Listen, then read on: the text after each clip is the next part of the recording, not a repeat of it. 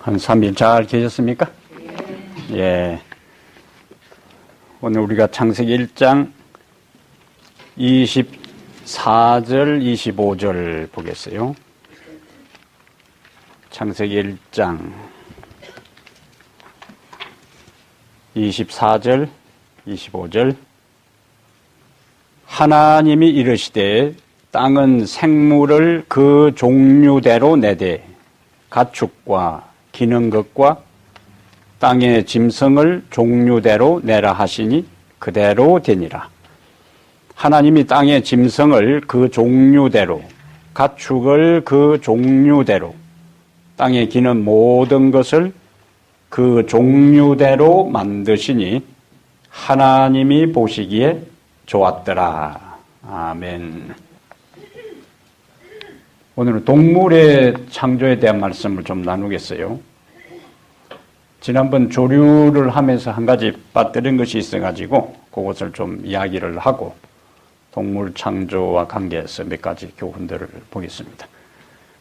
여러분, 우리가 한국에 있을 때 그 제비 있잖아요. 제비가 이제 봄에 알을 낳고 부화를 하면은 한 서너 마리씩 있는데 애미가 먹이를 이제 물어다가 날라요. 그러면은 그 노란 주댕이를 벌리고 이제 어미가 물어다 주는 벌레를 먹는데, 과학자들이 계속 의문을 가진 것은 그 3마리, 4마리 되는 새끼들 입을 벌릴 때마다 어떻게 그 어미가 앞에 날아와서 먹이를 준 새끼를 어떻게 구분을 하고 차례대로 줄까? 예? 한 새끼에게만 자꾸 주면 안 되잖아요. 그런데 먹었다고 이놈들이 가만히 입을 다물고 있는 것도 아니고 애미가 날아오면 똑같이 입을 쫙쫙 벌려요. 그러니까 얼마나 헷갈리겠어요. 요놈을 줬는지 저놈을 줬는지 잘 모르니까 에라 모르겠다 그냥 무작위로 줘도 안 되고. 그런데 과학자들이 가만히 그걸 관찰을 해보니까 정확하게 차례대로 주는 거예요. 딱 순서대로. 그러면은 의미가 무엇을 근거로 어떻게 이 의미가 그 똑같이 입을 벌리면서 달라고 노랑 입을 벌리고 있는 그 새끼들이 언제 줬는지를 어떻게 알까? 수가 몇 마리 되지 기억해요. 두 마리. 네. 어떤 데는 한 4마리씩 되거든요. 3마리, 4마리. 뭐가 있어요. 네. 뭐가 없으면 제가 이야기를 안 하잖아요. 입을 벌리는 그 얼마나 넓게 벌렸느냐, 좁게 벌렸느냐, 그걸 가지고 판단한다는 거예요. 그래서 이 새끼들이 먹으면 이제 소화가 되게 되니까 새끼들은 하나라도 더 얻어먹으려고 벌리기는 벌리는데 그것을 얻어먹은 새끼들이 벌리는 입에 그 벌리는 거하고 그 다음에 안 먹은 거하고 그걸 가지고 구분한다는 거예요. 그걸 가지고. 그러니까 하나님께서 그 미물인 제비에게도 새끼들을 똑같이 먹여서 같이 균등하게 자랄 수 있도록, 그가 뭐 누구 부모한테 물려받은 것도 아니고 본능적으로 입을 크게 벌리는 놈에게 딱 물려주고 그 다음 또 먹여주고 그렇게 한다는 거죠. 하나님께서 창조 시에 그들에게 주신 하나님의 지혜가 바로 새끼를 먹이는 제비의 삶에도 나타나는 것을 볼 수가 있습니다. 이거는 이어령 씨가 쓴 그 책에 자기가 어릴 때부터 그 고민을 많이 했는데 어떻게 그것을 차례대로 먹일까 아무도 모르더라는 거예요. 생물 선생한테 물어봐도 모르고 또 조류학자들에게 물어봐도 모르고 백과사전에도 나오지도 않고 하는데 최근에 과학자들이 그걸 이제 연구를 통해서 최근에 밝혀낸 거예요. 오랫동안 아무도 의문도 갖지도 않았고, 예? 그냥 의미가 날아와서 새끼 먹이는구나 그 정도만 생각했지 똑같이 노랑 입을 벌리고 달라고 깨깨끼리는데 딱 어떻게 차례대로 먹이는 것에 대해서는 아무도 의문을 갖지 않았던 거예요. 그러나 과학의 그 탐험과 해답은 질문으로부터 시작되는 거예요. 그래서 제가 자주 강조하는 것이 성경을 읽을 때 항상 긍정적인 질문을 던져라. 그리고 생각하는 거예요. 그냥 읽지 말고 질문을 던지고 하나님의 성령께서 명확한 해답을 주시도록 기도하실 때에 우리의 그 영적 성숙과 또 지성적 이해가 훨씬 더 깊어질 수가 있습니다. 24절에 하나님이 이르시되 땅은 생물을 그 종류대로 내되 여기에 가축이 있고 그 다음에요 기는 것이 있고 그 다음에 땅의 짐승을 종류대로 내라 하시니 그대로 되니라. 여기 땅에 기는 것 우리가 보통 말하는 파충류 종류요. 벌레, 곤충 종류들입니다. 기는 것들. 과학자들은 이 파충류 종류가 약 9,000 종류 된다 그래요. 여기에 이제 도마뱀이나 개구리, 뚜꺼비 이런 거 다 포함해서 악어, 거북이 다 포함해서 약 9,000 종 정도 되는 파충류가 있다 그럽니다. 그 다음에 나비나 파리 종류, 메뚜기, 개미, 바퀴벌레, 거미 이런 종류까지 하면은 전체가 약 80만 종 이상 된다는 거예요. 엄청난 거예요. 조금씩 차이가 있는 그것들을 이제 그 학자들이 분류를 할 때에. 근데 제가 그 자료를 보면서 재밌는 거는 피조물들이 이러한 그 기는 것들, 파충류, 곤충 종류가 소리를 내는데 여러분 귀뚜라미는 어떻게 소리를 낼 것 같습니까? 예, 그거는 소리고. 예, 어떻게 그 소리를 가을에 귀뚜라미 우리가 이제 시골에 가만히 누워 있으면 사방에서 이제 귀뚜라미 소리가 나는데 어떤 방법으로 소리를 낼까? 윗날개를 서로 부벼가지고 소리를 낸다 그래요. 한쪽 날개 표면이 빨래판처럼 오돌토돌한데 다른 날개를 이 바이올린 활처럼 그걸 이렇게 긁어가지고 소리를 낸다는 거예요. 그 다음에 여치와 배짱이는 그 날개를 또 뒷다리 날개 하나 하고 뒷다리 하나 사용해서 또 바이올린처럼 긁어서 소리를 낸다는 거죠. 여치와 배짱이들은. 매미는 어떻게 소리를 낼 것 같아요?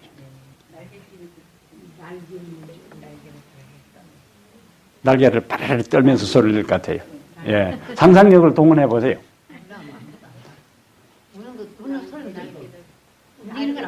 예. 매미는 배를 공명해서 소리를 낸다 그래요. 이 배 밑부분을 텅 빈 상태에서 가슴 근육을 이용해가지고 이 공명을 해서 매미는 소리를 낸다 그럽니다. 보통 우리가 매미의 그 수환을 이야기할 때에 매미는 3년 내지 홀수로 있어요. 이 특이한 거는 3년 내지 17년 동안 땅속에서 애벌레로 있다가 그 다음에 성충이 된 다음에는 1개월 정도 살고 그냥 죽습니다. 3년 내지 17년 동안 땅에 있다가 성충으로 이제 탈바꿈 된 다음에 1개월 된 다음에 그냥 생을 마쳐요. 조금 허망하지요.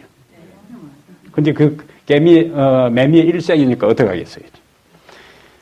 우리가 앞에서 이야기했지만은 소리를 내는 것은 다 암컷인가 수컷인가? 다 수컷이요. 매미도 암컷은 소리를 안 내고 소리를 그리 고래고래 지르는 거는 다 수컷이요. 사랑의 노래입니다. 구애하는 노래. 근데 이 매미는 한 마리가 울면은 연달아 이제 다른 매미까지 동네가 시끄럽도록 바로 같이 울어대요. 그거는 큰 소리 내는 놈이 이긴다고 소리를 크게 내서 그 암컷을 유인하기 위해서 서로 이제 뒤질세라 소리를 고래고래 지르는 거예요. 그래서 한 마리가 울면은 뺏기가 싶어가지고는 또 이쪽에서 가만히 있으면은 그 소리 나는 쪽으로 그냥 유인이 될 테니까 너도 나도 덩달아서 소리를 이제 지른다는 거예요.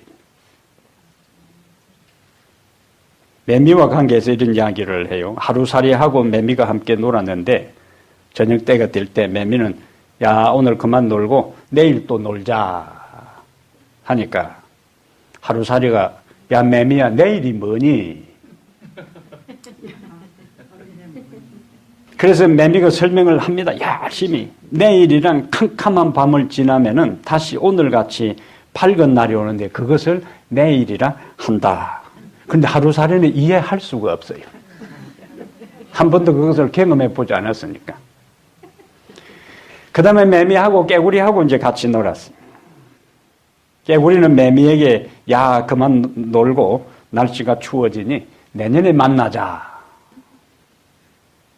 근데 매미는 내년이라는 걸 몰라요. 여름 한철 그것도 아니고 한 달 노래 부르다가 그냥 죽는 그 일생이기 때문에 내년이라는 것을 매미는 아무리 설명해도 모릅니다. 그래서 또 개구리가 열심히 설명을 해요. 얼음이 얼고 봄이 온다고 이제 말했지만은 알아들을 수가 없어요. 한계라는 이야기죠. 인간이 살아봐야 100년 안짝인데 100년 안팎을 사는 인간이 하나님에 대해서 이러쿵저러쿵 하는 것은 한없이 웃기는 이야기입니다. 예? 그래서 우리가 하나님 신의 존재에 대한 것, 하나님에 대해서 이야기할 때는 조심해야 되는 거죠. 영원한 세월을 사는 시간에 구애받지 않고 공간에 구애받지 않고 능력에 구애받지 않고 사는 하나님의 존재에 대해서 인간들이 이러쿵저러쿵 하는 것을 하나님께서 보시고 들으시면서 하나님 마음이 어떨까? 아예 그냥 말이 안 나오니까 가만히 계시는 거예요. 예?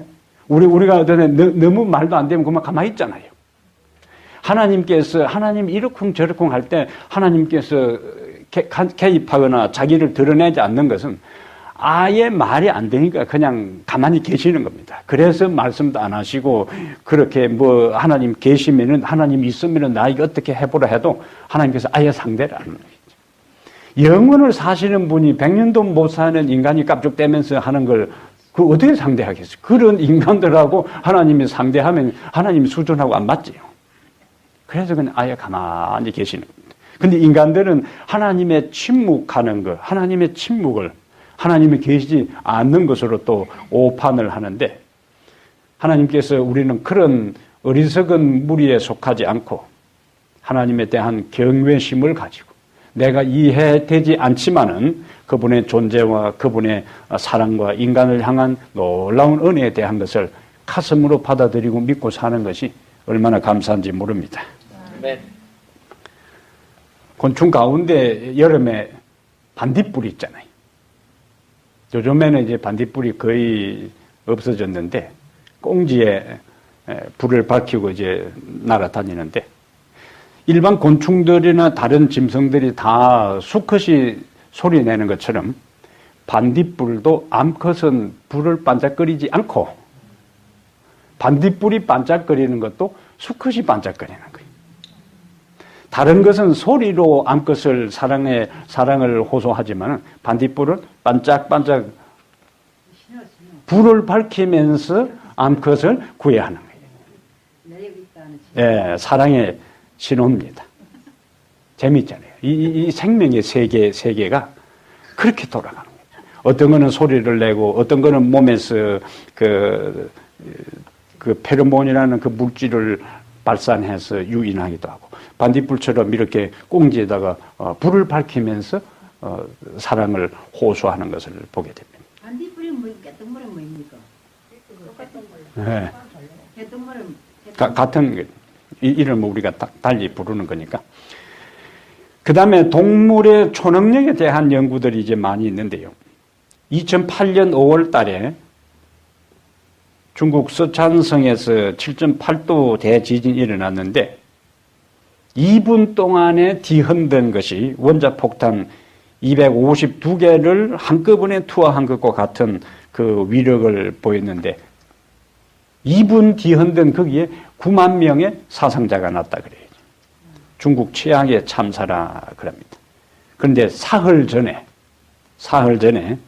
그 지진이 발생한 진앙지 부근의 한 마을에 두꺼비가 수십만 마리가 도로를 새카맣게 덮으면서 한 방향으로 이동하는 것이 목격이 됐어요.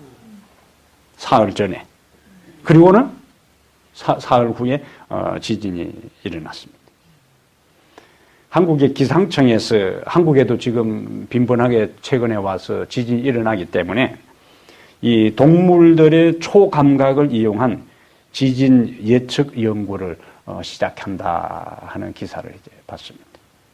그러니까 인간들이 기계를 발명해서 지진계를 가지고 예측하기보다 동물들의 그 초감각적인 이 인간의 어떤 그 능력을 뛰어넘는 그것을 활용해서 미리 예보하려고 하는 연구를 시작했다 그래요. 동물들에게 주어진 그 초감각, 초능력이 얼마나 탁월한지 모르겠어요.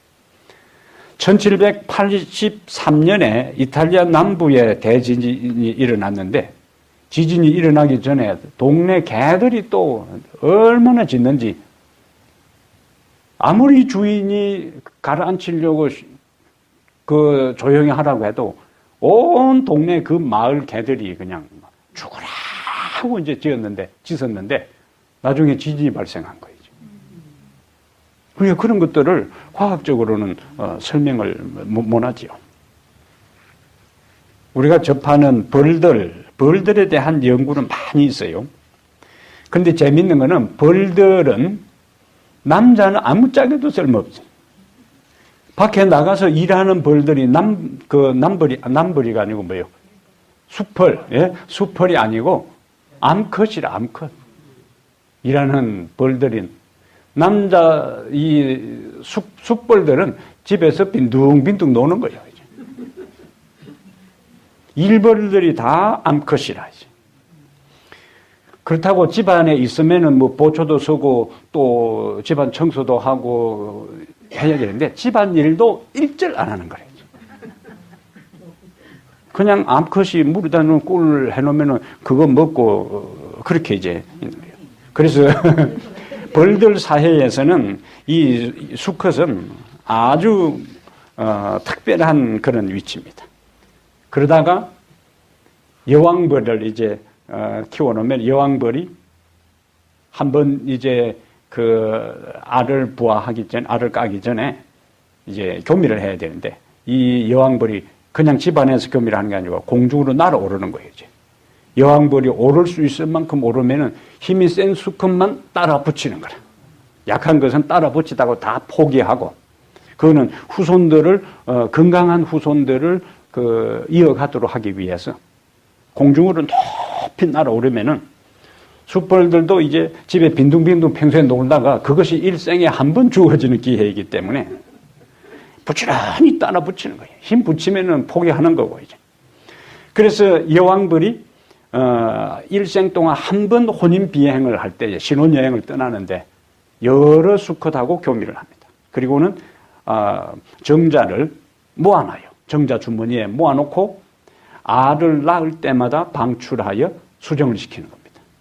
그러면은 수정돼서 태어난 것은 다 암컷이요.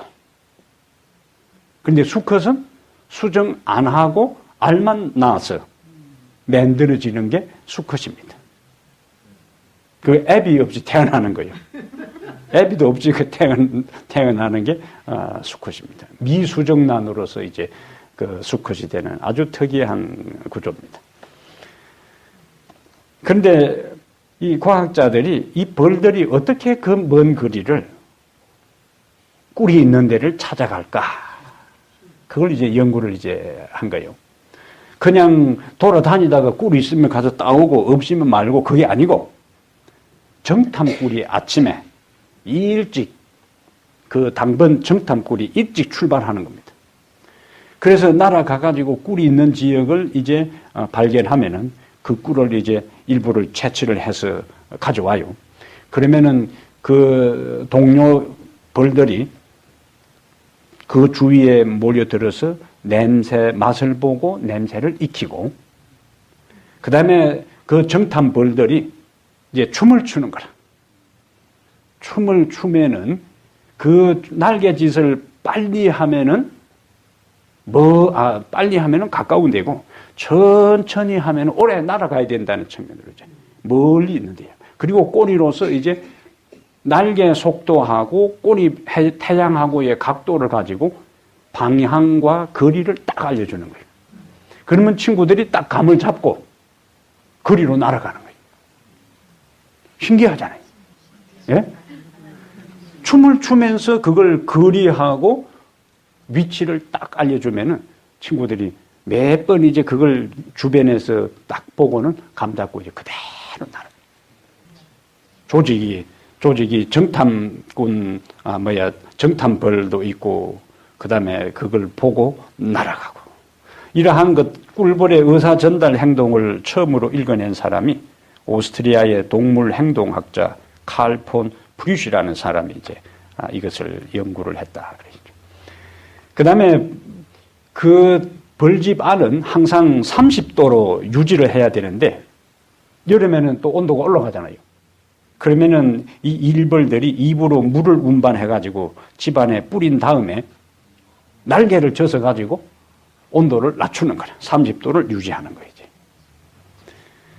그 다음에 겨울에는 주변에 바람이 들으면 안 되니까 밀랍 있잖아요. 밀랍이나 나무진을 섞어 바람이 들어오는 틈새를 이제 다 막아서 찬바람이 들어오는 것을 막은 다음에 물을 물고 들어오는 게 아니고 가까이 서로 밀착돼 가지고 날개를 진동시키면 몸의 체온을 올려 가지고 그 방 안에, 집 안의 온도를 유지한다는 겁니다. 기가 막히잖아요. 예? 이 하나님이 주신 지혜입니다. 생존 전략이에요. 여기에 땅의 짐승들이 나오는데 가축하고 기능것, 그 다음에 땅의 짐승. 가축은 우리가 일반적으로 집에서 키우는 것들이고, 땅의 짐승은 보통 말하는 야생동물인데 포유동물이죠. 요 포유동물들이 약 4,000종 된다, 그렇게 합니다. 코끼리는 키가 7.5m, 큰 놈은 7.5m 정도 되는 건데 무게가 7.5톤 정도 되고, 박쥐는 제일 가벼운 거는 2g밖에 안 되는 것도 이제 있고, 치타는 시속 110km로 달릴 수 있다 그래요. 짐승의 수명이, 쥐는 건강하게 잘 살면은 1년, 코끼리는 건강하게 잘 살면 60년까지 산다 그래요.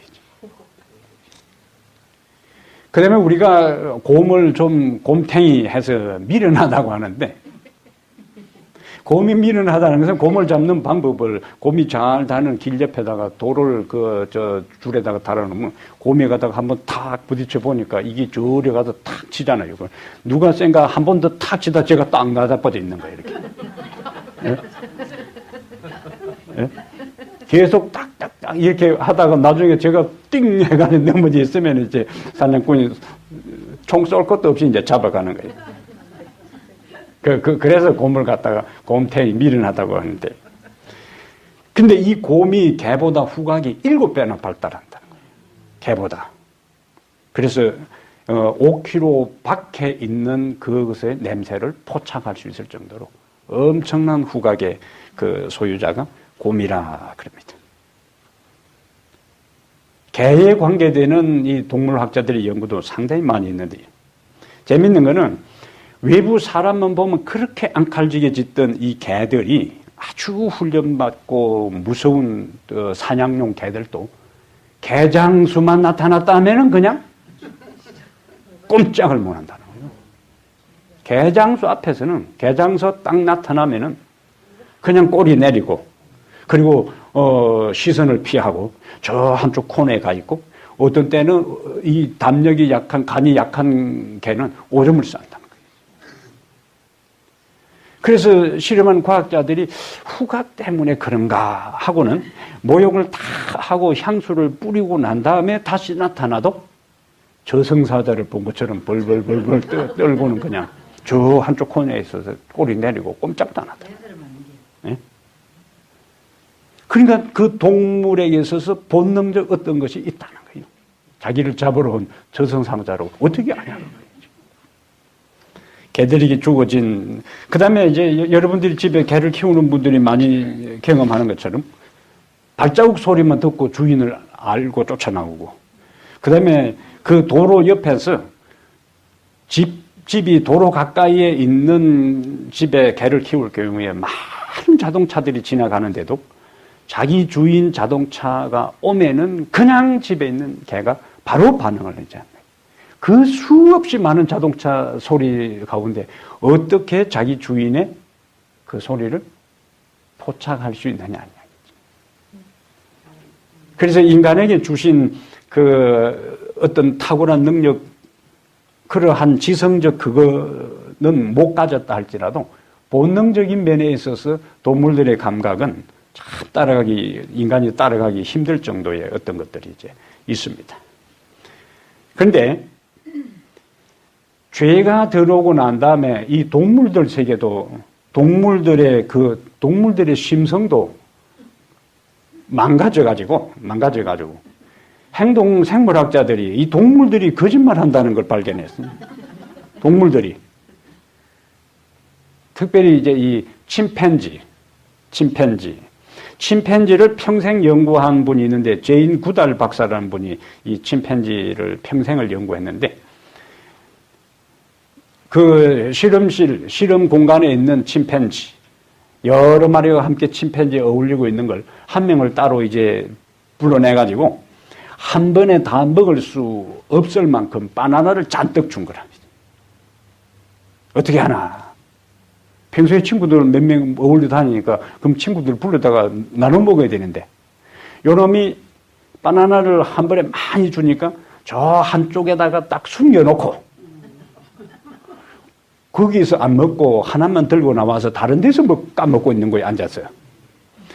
그리고는 이제 친구들이 바나나 냄새를 맡아가지고 와가지고 둘러싸가지고 이제 우리 사람식으로 하면은 어디 있냐고 갈라 먹자고 막 그런 식으로 막 제출을 하는데 저 다른 쪽으로 이렇게 가르치는 거예요.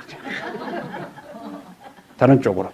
그러니까 친구들이 그곳에 바나나가 있는 줄 알고 우르르 몰려간 사이에 혼자 또 숨겨놓은 데 꺼내가지고 까먹더라 그거예요. 그러니까 일반 동물들 경우도 순수하지 않고 그게 죄가 들어온 다음에 망가진 거예요. 갈라 먹어야지. 제 혼자 딱 숨겨놓고 친구들이 냄새 맡고 와서 어디 있냐고 자기들끼리 깨끗끼리는데 저 다른 데를 가르치고 가니까는 사람 같으면은 씩 웃으면서 한 대 꺼내가지고, 예? 씩 웃으면서 만면의 미소를 지으면서 자식들 말이야 몰랐지 하고는 꺼내가지고 먹었다는 거예요. 고양이를 이제 연구한 또 동물학자들이 고양이도 능청스럽게 거짓말을 한다. 어떻게 훈련제 고양이가 소파에 올라와 자꾸 오줌을 싸니까 소파에 절대 못 올라오도록 이제 교육을 시키고 훈련을 시키는데 그럼 이 고양이들이 주인이 있을 동안에는 소파에 안 올라오는 거예요. 절대로 안 올라오고 훈련받은 대로. 근데 이제 카메라를 딱 설치해놓고 주인이 바깥에 외출을 하니까 주인이 나가자마자 요놈이 이제 소파에 와서 노는 거야. 차 다리 뻗고 뒤에 또 이렇게 뒤를 누가지고 이제 소파에서 딱 있다가 바깥에서 주인이 배를 누르고 딱 들어오는 걸 하면서 요놈이 재빨리 내려와가지고 그 소파 가까이에 타일이 있는데 가서 거기에 노는 것처럼 막 뒹굴고 있는 거예요. 그 주인이 와서 보니까 이 소파에 고양이가 한숨 늘어지게 잔 흔적이 따뜻한 체온이 느껴지는데 주인 벨 소리 딱 듣고는 요놈이 밑에 가서 능청을 떨고 다른 데 가서 그 뒹굴면서 노는 것처럼 하더라는 이야기. 예. 이 동물들이 눈치가 빤하다는 이야기. 그 외에 일반 동물들이나 곤충 세계에서 생존을 위해서 변장을 하고 또 다른 동료들을 흉을 내가지고 가로채는 일들이 굉장히 많이 있습니다. 그런 것들은 죄가 들어온 다음에 뭐예요? 다 망가진 상황입니다. 그런데 우리가 성경에서 이사야 11장을 한번 펴보세요. 우리가 나중에 1장 후반부에 가서 하나님께서 모든 동물들에게도 풀을 음식으로 준 것을 이제 보는데, 지금 동물들, 일반 곤충, 모든 그 구조 속에 생존을 위해서 서로를 잡아먹는 생명을 취하는 그런 일들이 일어나잖아요. 근데 회복된 하늘과 땅에서 그러한 것들이 없어질 것을 이렇게 설명합니다. 이사야 11장 6절부터 한번 보세요. 그때에 있죠? 이리가 어린 양과 함께 살며 표범이 어린 염소와 함께 누우며 송아지와 어린 사자와 살찐 짐승이 함께 있어 어린아이에게 끌리며 암소와 곰이 함께 먹으며 그것들의 새끼가 함께 엎드리며 사자가 소처럼 풀을 먹을 것이며 젖먹는 아이가 독사의 구멍에서 장난하며 젖된 어린아이가 독사의 굴에 손을 넣을 것이라. 내 거룩한 산 모든 곳에서 해됨도 없고 상함도 없을 것이니 이는 물이 바다를 덮음같이 여호와를 아는 지식이 세상에 충만할 것임이니라. 아멘. 이것이 회복된 에덴의 모습입니다. 우리가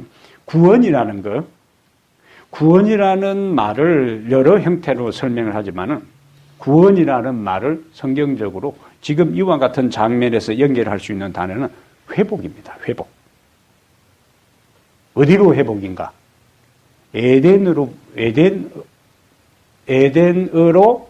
회복. 그 다음에 에덴의 상태로 회복. 에덴의 질서로 회복. 에덴의 환경으로 회복. 그래서 회복된 하늘, 회복된 에덴에는 상함이 없다는 거예요. 상함. 내 생명을 유지하기 위해서 다른 생명을 취하는 일들이 없다는 이야기. 서로 해하지 않고. 그래서 여기 중요한 단어가 함께입니다. 함께. 예? 함께. 계속 그 단어가 나오잖아요. 6절부터. 이리가 어린 양과 함께. 예? 어린 사자와 살찐 짐승이 함께. 그 다음에 7절에는 암소와 곰이 함께. 하늘은 회복된 곳이고 하늘은 함께 더불어 사는 곳입니다. 함께 사는 곳이. 어떤 사람이 무인도 생존 프로그램에 참여해서 무인도에서 19일이나 이제 혼자 생존했어요. 19일이나 그냥 완전 야생에서 살아남는 그 프로그램에 참여해서 19일 동안 있다가 나왔는데, 그전에는 성격이 다른 사람과 어울리는 거 귀찮아하고 혼자 있는 걸 좋아했는데 19일 동안 혼자서 생존 최악의 극한 환경에서 살아남은 다음에 나와서 하는 얘기가 더불어 사는 것의 가치, 예? 누군가 내 곁에 있다 하는 것, 그것이 얼마나 소중한지를 깨달았다는 거예요. 하늘은 어떤 곳이라고요? 함께 사는 거예요. 하나님과 함께, 천사와 함께, 구원받은 성도들과 함께. 그래서 해함이 없는 곳이라는, 이사야 11장의 비전은, 이사야 11장의 이 비전을 6절의 비전에 대한 이야기는 무엇으로부터 시작되냐면은 이새의 줄기에서 한 싹이 나며 1절에 그 뿌리에서 한 가지가 나서 결실할 것이요. 이새의 줄기, 이새, 다윗의 아버지, 그 다음에 다윗의 후손 가운데 메시아 예수님이 오신다는 거예요. 그 다윗의 후손으로 오신 예수님을 통하여 결국 무엇이 이루어지는가? 함께함이 이루어진다는 거예요. 왜? 예수님이 이 세상에 오신 목적이 임마누엘, 하나님이 우리와 함께 하신다. 인간이 범죄하기 전에 함께 했다가 범죄한 다음에는 함께 하지 못한 것을 예수님께서 다시 인간과 하나님이 함께 하도록 하기 위해서 이 세상에 오신 거예요. 그러면 함께 하는 데 있어서는 해함이 있을 때는 함께 하는 것은 굉장히 문제가, 차라리 해함이 있을 때는 함께 하는 것이 아니고 홀로 있는 게 더 나아요. 혼자 있는 게 더 나아요. 함께 있을 때는 무엇이 전제되어야 되는가? 서로 해하면은 안 되는 거예요. 그래서 함께라는 것을 강조하면서 마지막에는 해함도 없고 상함도 없다. 그것을 우리는 이 땅에서 미리 연습하는 겁니다. 교회는 성도들이 예수님과 함께, 성도들끼리 함께, 그래서 말이나 눈빛이나 행동이나 삶의 모든 모습을 통해서 서로를 해하고 서로를 상처를 주면 안 되는 거예요. 이 땅에서 하늘에서 영원히 함께 사는 것을 미리 연습하는 것입니다. 그래서 우리의 가정이, 이 교회가 지상의 작은 천국의 삶을 연습해야 됩니다. 그래서 어떤 사람은 하늘에서 살기에 합당한 사람은 이 땅에서 천국을 연습해야 된다는 거예요. 그것이 무엇을 통해 이루어지는가? 함께함을 통해서 이루어지는 겁니다. 혼자 있을 때는 자신의 모습을 잘 몰라요. 예? 혼자 있을 때는 그냥 많이 바뀌어진 것 같은데 함께 있을 때에 내 모든 것이 드러나게 되는 겁니다. 그래서 교회는 때로는 아픔이 있고 갈등이 있을지라도 함께 있으면서 나의 모습, 나의 결점, 나의 허물, 나의 문제점이 어떻게 되도록 드러나게 함으로 그 약함을, 그 문제를 하나님 앞에 가져가서 해결하도록, 그러면서 우리가 더불어 사는 것을 연습하는 것입니다. 함께함이 그만큼 중요한 거예요. 그 함께함을 이루기 위해서 예수님이 오셨고, 그 함께함을 이루기 위한 예수님 때문에 우리는 하나님과 함께하고, 이제는 짐승과 짐승들, 피조물들이 함께해서 상함이 없는 것처럼 사람과 그 피조물도 이제는 뭐예요? 함께함이 문제가 없게 되는 완전한 조화 있는 곳이 바로 하늘이다 하는 것입니다. 하늘이. 왜냐하면 죄는 함께함을 다 깨뜨렸어요. 하나님과 인간이 함께한 것이 부담스러워진 거예요. 죄는. 그래서 아담과 하와가 도망가고 숨었어요. 그 다음에 가인은 자기 동생을 돌로 쳐 죽인 다음에 하나님하고 함께하는 것이 부담스러우니까 하나님을 떠났어요. 근데 하나님을 떠나면은 여기에서 아벨과 셋의 후손들의 모습하고 가인의 후손들의 삶의 모습이 대조적으로 나오는데, 아벨과 셋의 후손들은 목축 생활을 하면서, 양치는 생활을 하면서 그냥 들판에서 천막 쳐놓고 살았는데, 가인은 도망간 다음에 도시를 건설했어요. 도시를 건설할 때는 뭐가 있어야 되는가? 성벽을 쌓는 거예요. 아벨과 셋의 후손들은 들판에 있어도 두려움이 없었어요. 왜? 하나님이 함께함을 그들이 알기 때문에 두려움 없이 그들은 생활할 수 있는데, 하나님을 떠난 가인과 가인의 후예들은 하나님과 함께하지 않는 것 때문에 무언가 두려움이 있는 거예요. 그래서 그 두려움으로부터 벗어나기 위해서 하나님을 요새로, 성체로, 방패로 삼는 대신에 인간의 노력과 힘으로 성벽을 쌓고 자기들을 보호하도록, 자기들이 안전함을 얻으려고 시도한 거예요. 그것이 아벨의 후예와 가인의 후예의 특징입니다. 우리에게 있어서는 우리를 둘러싸고 있는 그 어떤 것도 우리의 궁극적인 보호막이 될 수가 없어요. 그래서 다윗이 끊임없이 강조한 것이 뭐냐면 여호와가 피난처가 되고 요새가 되고 성벽이 되고 산성이 되고 그할 바위가 되고 그렇게 했습니다.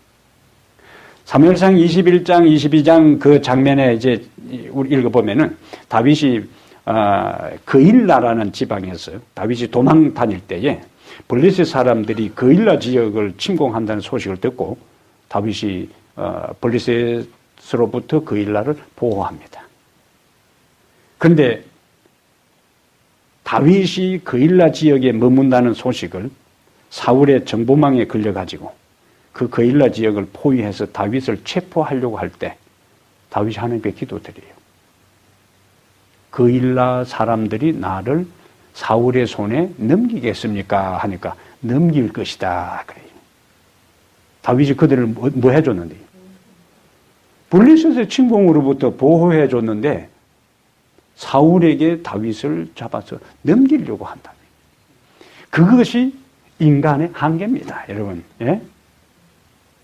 그래서 세상에 일어나는 일들이 배은망덕한 일들이 한두 개가 아닌데 성경의 다윗의 삶 속에서 그것들이요 굉장히 많이 일어납니다. 우리에게 뭘 가르쳐줄까요? 그런 이야기를 성경에 기록해 둔 이유가 어디에 있을까요? 사람이 절대로 우리의 방패와 보호와 신뢰 대상이 될 수가 없다는 걸 보여주는 거예요. 예? 사람은 절대로 하나님만이 다윗의 일생을 통해서 끊임없이 우리에게 던지는 메시지가 바로 그거예요. 사람은 절대로 우리의 신뢰의 대상이 아니라는 거예요.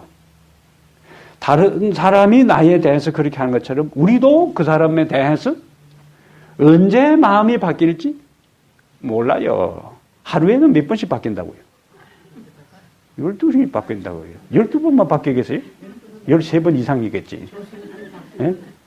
예? 조석변동이에요. 그 다음에 생각도 얼마나 해요? 하루에 몇 가지 생각을 한다고요? 5만 가지 생각을 한다잖아요.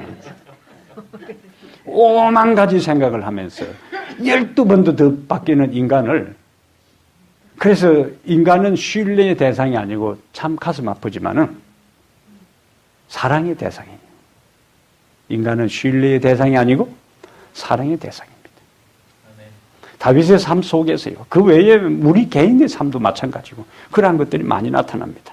그래서 이 하늘은 함께 하는 곳이고 예수님께서 우리로 하여금 다시 함께 하도록 하기 위해서 이 세상에 오셨다는 것, 그리고 함께 하는 우리의 삶 속에서 서로를 배려하고 서로를 이해하면서 우리는 하늘에서 영원히 함께 하는 것을 교회에서 함께 하면서 그것을 연습해야 된다. 그것을 우리가 기억할 필요가 있습니다.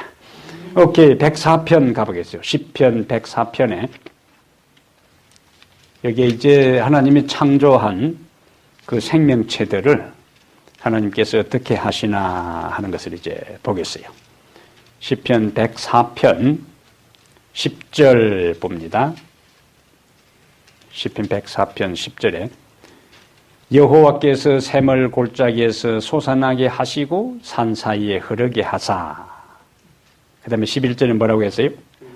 각종 들짐승에게 마시게 하시니 들나귀들도 해갈하며 공중의 새들도 그 가에서 깃들이며 나뭇가지 사이에서 지저귀는 도다.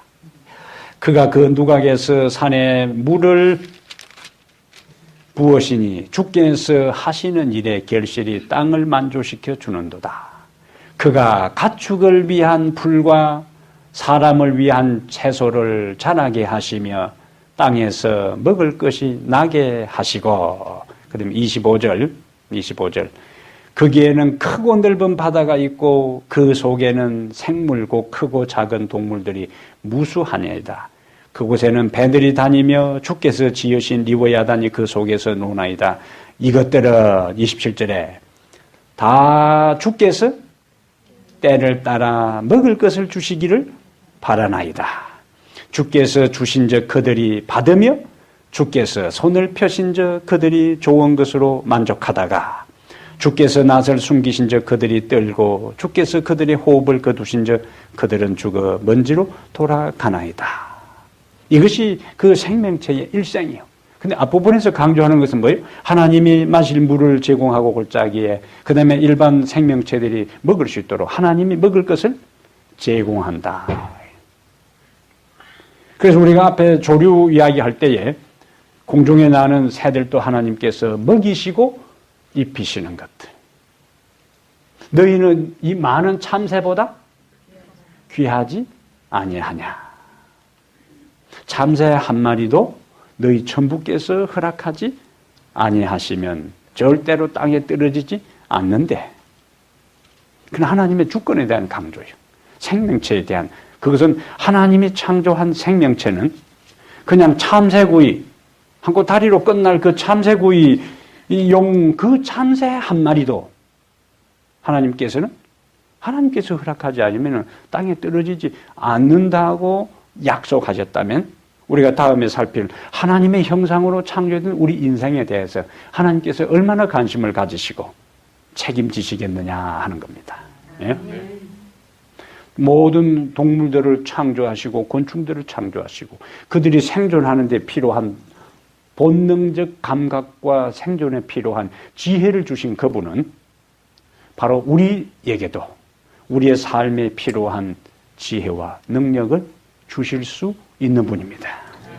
지금까지 우리의 삶을 그렇게 인도하셨고 우리의 남은 삶도, 하찮은 그 미물들도 책임지시고 이렇게 먹이시는 하나님이시라면 우리의 인생에 가는 길, 모든 길에 그분이 함께 하시고 피로를 채우시고 사람들에 의해서 우리의 보호막이 다 제거된다 할지라도 하나님이 함께 하사 우리를 보호하시고, 그리고 이 땅에서 그분이 성령을 우리와 함께 하시다가 하늘에 있어서는 실제적으로 우리가 그분과 함께 있게 될 것입니다. 기도합시다. 하나님 우리 아버지, 이 저녁에 당신의 말씀을 사랑하는 존귀한 자녀들이 말씀을 듣고 배우고 깨닫고 마음에 받아들일 수 있도록 해주신 것을 감사합니다. 이 세상에 수천 종의 피조물들이 존재하도록 하나님께서 창조하시고 창조하셨을 뿐만 아니라 그들의 생존에 필요한 동물적 감각과 초능력을 주시고 또 지혜를 주신 것처럼 우리의 삶에 있어서도 하나님께서 매 순간 함께 하시며 도우실 것을 믿사오니 감사합니다. 우리에게 주신 매 순간순간 하늘의 지혜, 성령의 지혜에 의지하여 우리의 삶이 형통하게 하시고 아버지의 뜻을 이루는 삶이 되게 하시며 아버지를 기쁘시게 하는 거룩한 생애가 되게 해 주시옵소서. 다음 우리가 말씀을 가지고 만나는 그 순간까지 우리들 각 개인과 가정을 지키시고 우리의 생업에 복을 주시며 우리들 모든 성도들의 건강을 지키시고 영적인 부요함을 허락하여 주시옵소서. 우리 주 예수님 이름으로 기도합니다. 아멘.